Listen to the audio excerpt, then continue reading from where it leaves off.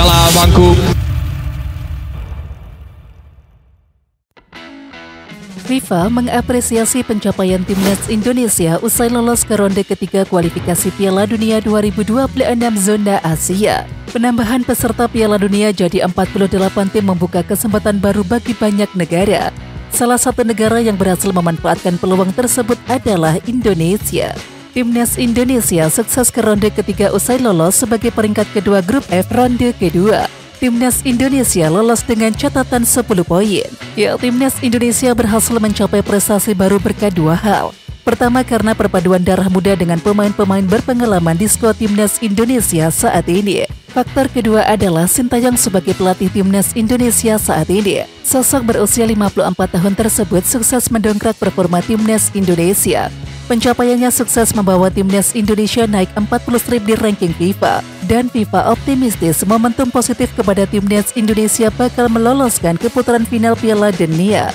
Di luar lapangan, pelatih Sintayong juga memberikan dampak yang tak terhapuskan bagi bangsa. Sejak pengangkatannya pada tahun 2020, tulis laman resmi FIFA. Penerapan taktis dan pendekatan berkepala dinginnya telah membuat timnya naik hampir 40 peringkat di peringkat dunia. Sementara penampilan Piala Asia tahun ini sangat mengesankan yang jadi pencapaian terbaik bangsa hingga saat ini. Jika Merah Putih bisa melanjutkan momentum positif yang telah dibangun selama ini, kita bisa menyambut Indonesia kembali ke panggung terbesar untuk pertama kalinya di era pasca Perang Dunia II. Lanjutnya, manajer Timnas Indonesia Sumarji meminta Sintayong untuk membawa tim Merah Putih melaju ke Piala Dunia 2026. Tentu saja ini akan menjadi tantangan yang sangat berat bagi pelatih Timnas Indonesia itu. Dari awal saya sudah tegaskan kami harus lolos ke Piala Dunia 2026. Mau itu lewat putaran ketiga atau putaran keempat atau babak playoff, kata Sumarji. Sementara itu sejauh ini belum ada target spesifik yang diminta PSSI kepada Sintayong. Dan saat ini Sintayong masih berada di Korea Selatan sejak pertengahan Juni 2024. Sintayong diharapkan bisa kembali ke Indonesia pada akhir Juli 2024. Sebab PSSI ingin Sintayong sudah mulai mempersiapkan tim untuk bertanding pada 5 dan juga 10 September 2024. Dijadwalkan Timnas Indonesia akan melawan tuan rumah Arab Saudi pada tanggal 5 September 2024. Setelah itu, Timnas Indonesia akan menjamu Australia pada tanggal 10 September 2024. Pemain Timnas Indonesia Ceicis masuk dalam skuad pramusim Venezia. Sementara itu Venezia kini tengah mempersiapkan diri untuk kompetisi Serie A Italia 2024-25. Ceicis dan juga kolega kini memiliki wajah baru usai promosi. Venezia kini dilatih oleh Eusebio De Francisco untuk Serie A musim 2024-25. Pelatihnya yang musim lalu Paolo Vanoli hijrah ke Torino untuk musim 2024-25. Dan kini, Venezia sudah merilis skuadnya untuk latihan pramusim. 25 nama masuk dalam skuad pramusim Venezia. Dan nama Ceicis masuk dalam daftar 20 nama pemain tersebut. Ceicis sudah terlihat dalam sesi latihan perdana Venezia untuk musim 2024-25. Dan kabar tersebut disampaikan oleh akun Instagram resmi milik klub. Venezia bakal menjalani sesi pramusim di Valley del Blois, Prancis. Sesi pramusim bakal digelar pada 7-20 Juli 2024. Kemudian Ceicis jadi andalan Paolo Vanoli saat Venezia merebut tiket promosi musim yang lalu. Pemilik 3 caps Timnas Indonesia tersebut jadi andalan di sektor bek tengah. Ceicis kerap diturunkan sebagai bek tengah sebelah kanan. Pelatih barunya kini Eusebio De Francisco mengkonfirmasi bakal tetap setia dengan formasi 3 bek. Formasi tersebut memungkinkan Ceicis bakal segera debut di Serie A musim depan. Dan jika ini terjadi maka Ceicis bakal jadi pemain Indonesia perdana yang tampil di Serie A Italia. Pemain Timnas Indonesia Nathan Chuaon melakoni perjalanan sulit pada musim 2023-24. Pasalnya Nathan Chuaon tampil untuk 3 tim sepanjang musim yang lalu. Tim pertama adalah Swansea City pada paruh pertama musim lalu. Namun pemain 22 tahun tersebut tidak mendapatkan menit bermain sama sekali di kasta kedua Liga Inggris tersebut. Pada akhirnya Nathan Chuaon harus menghabiskan masa pinjaman di paruh kedua musim. Nathan kemudian hijrah ke SC Heerenveen di Liga Belanda pada paruh kedua musim yang lalu. Pencapaiannya di SC Heerenveen sedikit lebih baik dari paruh pertama di Swansea City. Ia pun mendapatkan menit bermain saat di SC Heerenveen. Namun ia hanya masuk sebagai pemain pengganti sebanyak 4 pertandingan di SC Heerenveen. Total, Nathan hanya bermain sebanyak 15 menit di Eredivisie musim yang lalu. Ya, Nathan Chuaon mengakui sulit untuk menjalani musim dengan 3 tim yang berbeda. Meski begitu, pemain 22 tahun tersebut ingin menambah porsi latihan agar bisa menembus tim utama. 3 tim berbeda dalam 1 tahun itu cukup banyak dan mengenal banyak orang baru, ujar Nathan. Selain itu, saya melakukan latihan ekstra di luar latihan agar saya bisa berkembang lebih baik sebagai pesepak bola, kata Nathan Chuaon. Shin Tae-yong sempat menjalani operasi radang selaput dada di Korea Selatan pada Sabtu 15 Juni 2024. Operasi itu dilakukan 1 hari setelah pelatih 54 tahun tersebut tiba di Korea Selatan pada Jumat 14 Juni 2024. Sekedar diketahui, Shin Tae-yong sempat dilarikan ke rumah sakit beberapa hari sebelum timnas Indonesia menjamu Irak di matchday kelima grup F kualifikasi Piala Dunia 2026 zona Asia, yakni pada Kamis 6 Juni 2024. Efeknya, Shin Tae-yong tak dalam kondisi optimal saat membesut skuad Garuda kontra Irak dan juga Filipina di 2 laga pamungkas grup F. Setelah membawa timnas Indonesia lolos ke babak ketiga kualifikasi Piala Dunia 2026 zona Asia, Shin Tae-yong langsung pulang ke Korea Selatan untuk menjalani perawatan. Pelatih Shin kembali ke Korea Selatan pada tanggal 14 bulan lalu, setelah babak kedua kualifikasi Piala Dunia 2026 zona Asia. Ia didiagnosis menderita radang selaput dada pada tanggal 15 atau 1 hari setelah kembali ke Korea. Ia pun masuk ke dalam daftar meja operasi, tulis media asal Korea Selatan Sport Yosun. Setelah menjalani operasi besar selama 6 jam, berat badannya turun 5 kg. Untungnya ekspresi wajahnya cerah dan penuh energi kembali ditunjukkan Shin Tae-yong. Lanjut laporan tersebut. Ya, sekarang Shin Tae-yong tampak dalam kondisi yang lebih baik. Akhir pekan lalu, ayah 2 anak ini menghadiri upacara pembukaan lapangan sepak bola di kampung halamannya, yakni Yeongdeok, Korea Selatan. Dan uniknya, nama lapangan sepak bola tersebut diberikan nama Shin Tae-yong. Shin Tae-yong pun terharu mendapatkan penghormatan tersebut. Timnas Indonesia membutuhkan penyerang jempolan untuk mengarungi babak ketiga kualifikasi Piala Dunia 2026 zona Asia, yakni kontra Jepang, Australia, Arab Saudi, China, dan juga Bahrain. Kabarnya PSSI mencoba untuk mendatangkan penyerang FC Utrecht oleh Romania untuk dinaturalisasi menjadi warga negara Indonesia. Jika oleh Romania hadir, setidaknya sedikit masalah sektor depan teratasi. Kemudian menjadi masalah jika sampai pada September 2024 oleh Romania belum kunjung gabung dengan timnas Indonesia. Dan apabila kondisi tersebut terjadi, tak ada salahnya bagi Shin Tae-yong untuk memanggil penyerang PSPS Biak berusia 43 tahun yakni Beto Gonçalves. Tentu saja Beto Gonçalves bisa dipanggil bukan untuk dimainkan, melainkan untuk memberikan motivasi kepada para pemain timnas Indonesia, khususnya sektor depan. Beto Gonçalves merupakan salah satu penyerang terbaik yang pernah beredar di Liga Indonesia. Ia pernah menjadi top skor Copa Indonesia 2007-2008, serta keluar sebagai top skor Liga Super Indonesia 2011-2012. Sementara bersama timnas Indonesia, Beto Gonçalves tampil oke. Hanya dari 12 pertandingan yakni pada tahun 2018-2019, Beto Gonçalves mengemas 10 gol.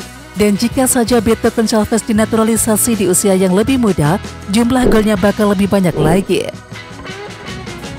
Elkan Bagot dapat perhatian dari salah satu pemain timnas Indonesia saat latihan bareng Ipswich Town jelang Liga Inggris musim 2024-25. Pemain yang dimaksud adalah Iver Jenner, yang mana penggawa Young Utrecht tersebut meninggalkan emotikon hati terhadap postingan terbaru Elkan Bagot.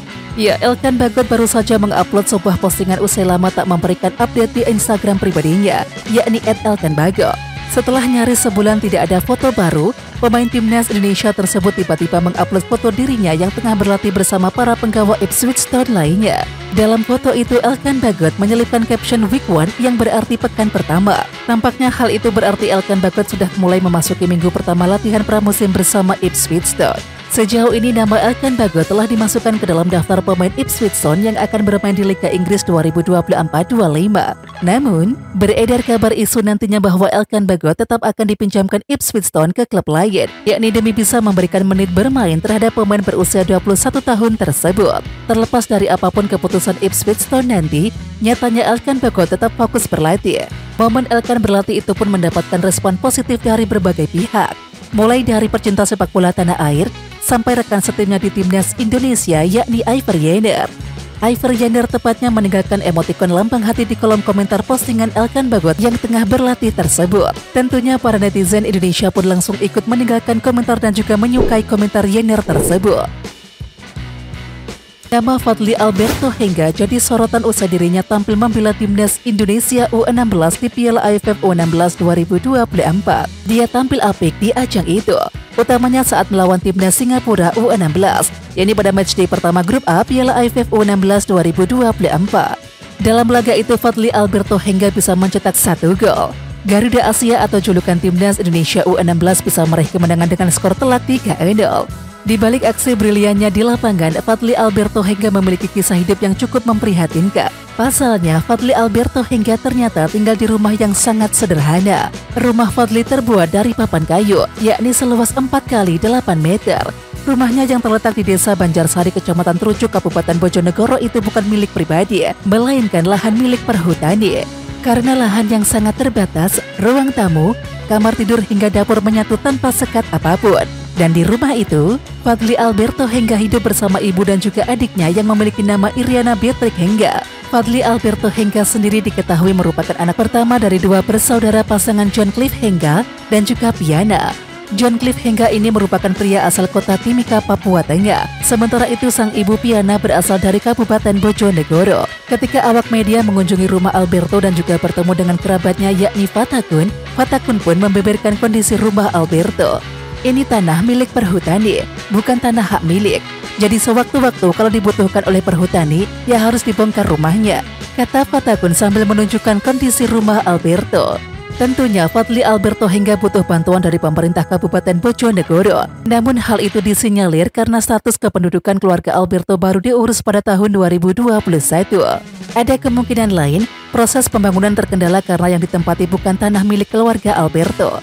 Sekarang harapannya adalah pemerintah memberikan perhatian lebih kepada Fadly Alberto Hengga. Sebab bagaimanapun, Fadly Alberto Hengga sudah mengharumkan nama Indonesia. Bukan tak mungkin dalam beberapa tahun ke depan, Fadly Alberto Hengga tumbuh menjadi pemain andalan timnas Indonesia senior. Kemungkinan juga karena status tanahnya yang bukan hak milik tanah perhutani. Saya sendiri juga kurang tahu apa alasannya, ujar Fatakun. Martin Paes menggantung. Apakah Sintayong panggil Cyrus Margono di babak ketiga kualifikasi Piala Dunia 2026 zona Asia? Paes telah selesai menjalani proses naturalisasi menjadi warga negara Indonesia. Ia mengambil sumpah sebagai warga negara Indonesia pada tanggal 30 April 2024. Namun, proses untuk membela timnas Indonesia belum selesai. Martin Paes harus menjalani perpindahan federasi terlebih dahulu dari KNVB ke PSSI. Masalah kemudian muncul hingga dibawa ke CAS atau Pengadilan Arbitrase Olahraga. Hingga saat ini kasus tersebut tak ada kelanjutan atau penyelesaiannya. Hal itu membuat pecinta sepak bola tanah air merasa khawatir Martin Paes tak bisa membela skuad Garuda di babak ketiga kualifikasi Piala Dunia 2026 zona Asia. Kemudian melihat lawan-lawan yang akan dihadapi timnas Indonesia butuh kiper berpengalaman di bawah Mister Gawang. Hernando Ari Sutaryadi bisa menjadi pilihan utama. Namun ia butuh pesaing untuk meningkatkan kualitas. Mengingat Paes agak sulit untuk dipanggil jika belum kelar masalah di CAS hingga September 2024, maka Cyrus Margono bisa jadi opsi. Cyrus Margono sudah memilih menjadi warga negara Indonesia pada 21 Maret 2024. Berbeda dengan Martin Paes, pemain kelahiran Amerika Serikat itu memegang 2 paspor hingga berusia 21 tahun. Ia kemudian memilih Indonesia sebagai kewarganegaraan sehingga tak perlu menjalani proses naturalisasi. Sayangnya, Cyrus Margono belum masuk pertimbangan Sintayong dalam putaran kedua kualifikasi Piala Dunia 2026 zona Asia. Ia tentu saja bisa menjadi opsi bagus untuk persaingan di bawah Mister Gawang. Ya, patut dinantikan apakah Sintayong berubah pikiran dan juga memanggil Cyrus Margono. Sebab Cyrus Margono cukup bisa diandalkan sebagai kiper timnas Indonesia. Kisah miris Philippe Thusey, mantan pelatih Vietnam yang mencari lowongan pekerjaan ke timnas India usai dipermalukan oleh Sintayong 3 kali. Sebab ia seperti tak diinginkan banyak negara. Kekalahan pertama Thusey dari timnas Indonesia asuhan Sintayong terjadi di babak fase grup Piala Asia 2023, yakni pada Januari 2024. Beranjak ke bulan Maret, timnas Vietnam 2 kali harus berhadapan dengan skuad Garuda. Dan semuanya berakhir dengan kekalahan yang memalukan. Akibat kekalahan yang memalukan di kandang sendiri, Federasi Sepak Bola Vietnam atau VFF dengan sigap mengambil langkah cepat, yakni memecat Philippe Thusey. Akibatnya, eks-pelatih timnas Jepang itu menganggur. Setelah lama tak terdengar kabarnya, baru-baru ini terkuak Philippe Thusey tengah mendaftar untuk menjadi pelatih timnas India. Federasi Sepak Bola India memang mencari sosok pelatih hebat untuk menangani skuad Blue Tigers. Sementara itu melansir Times of India, nama Philippe Toussaint menjadi salah satu yang telah mengirimkan lamarannya kepada AIFF. Dan ternyata ia harus bersaing dengan 200 kandidat lainnya. Pelatih asal Prancis Philippe Toussaint yang melatih Jepang untuk meraih gelar Piala Asia AFC pada tahun 2000 dan bertanggung jawab atas tuan rumah bersama di Piala Dunia FIFA pada tahun 2002, di mana mereka mengamankan tempat bersejarah di babak sistem gugur, termasuk di antara pelamar. Tulis Times of India, Senin 8 Juli 2024. Oke Timnas Lovers, siapa kita? Kita Indonesia. Ayo kita dukung terus sepak bola tanah air Indonesia. Jangan lupa dukung terus Garuda Raya Channel dengan subscribe, like, dan komen karena saran dan kritik kalian sangat bermanfaat untuk perkembangan channel ini. Tungguin video selanjutnya dari Garuda Raya Channel. Salam olahraga.